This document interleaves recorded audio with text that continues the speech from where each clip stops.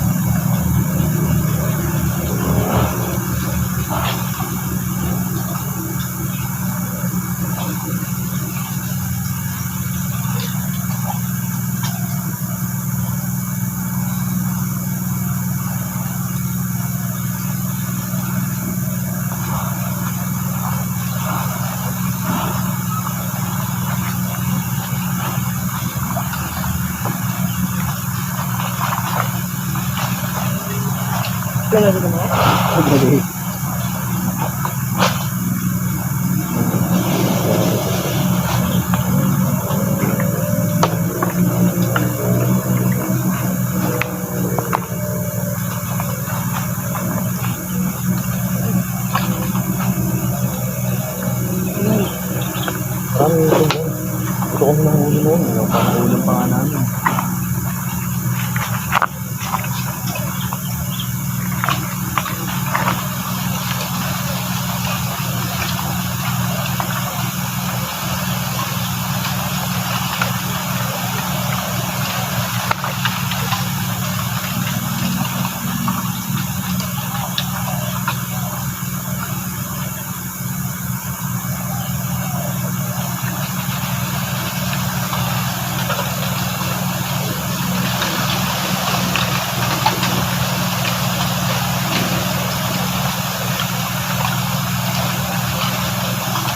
Dito may mga nahuli kami mga native hipon sa mga call.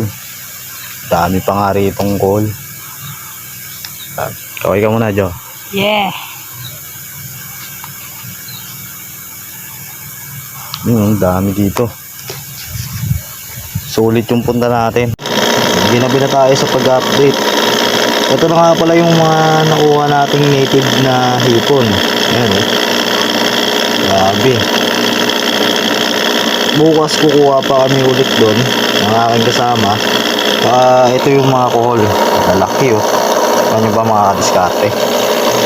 Lalaki niyan mga kadiskarte. Personal. So bali bukas kukuha kami ulit doon para dagdagan tong kukulture natin ng mga native na hipon. So yun lang mga kadiskarte. Yun lang yung update natin ngayon. Ginabi na tayo ng pag-update.